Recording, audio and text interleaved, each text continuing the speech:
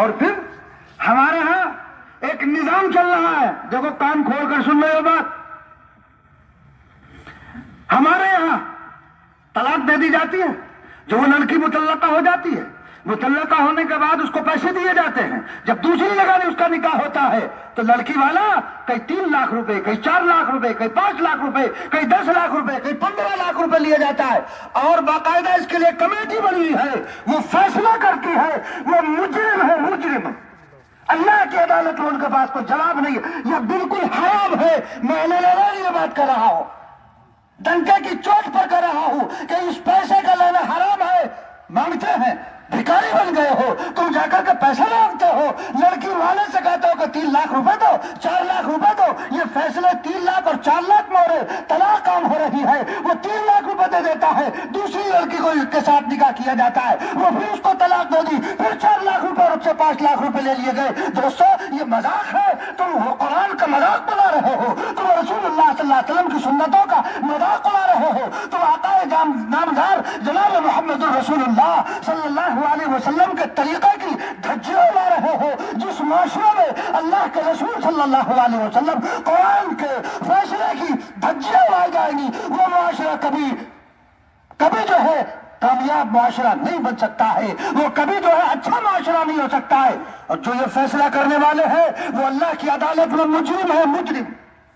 یہ اس کا حل ہے کہ 3 لاکھ دلوا دیا جائے، اور ایسا ہی واقعات میرے علم ہے، 3 طلاق دے دی گئی اور پھر بھی اس کو اسی کے نکاح میں بیٹھا دیا گیا، نہ کسی طرح کا دوسرے کے ساتھ نکاح ہوا ہے، عدت گزاری گئی ہے، اسی کے ساتھ بٹھا دیا گیا۔ یہ حرام کاری ہو رہی ہے، اعلان حرام کاری ہے۔ علامہ جوزجانی رحمۃ اللہ علیہ نے لکھا کہ جو شخص طلاق کے مسئلے میں صرف اس بات پر عمل کر لیتا ہے کہ 3 طلاق کے بعد 1 طلاق قرار دے کر ایک مجلس کی 3 طلاقوں کو 1 طلاق قرار دے کر پھر اسی کے ساتھ رکھ دیا جاتا ہے، علامہ جوزجانی رحمۃ اللہ علیہ فرماتے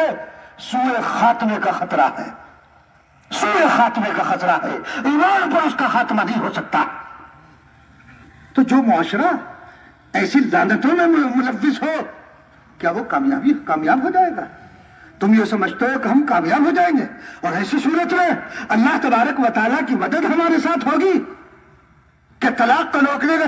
طریقہ یہ ہے کہ صرف جو ہے فیصلہ کر دیا جائے، اور فیصلہ کرنے کے بعد ایک رقم خطیر جو ہے لے لی جائے۔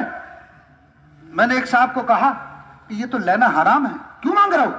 کیوں لے رہے ہو، کیوں مطالبہ کر رہے ہو؟ کہنے کے صاحب چل رہا ہے، تو یہ تو چل رہا، ابے چل رہا ہے، کس نے چلایا؟ اللہ کا چلایا ہوا ہے، اللہ کے حبیب کا چلایا ہوا ہے، کسی محدث نے چلائی ہے یہ بات، کسی فقیر نے چلائی ہے یہ بات کہ جی چل رہا۔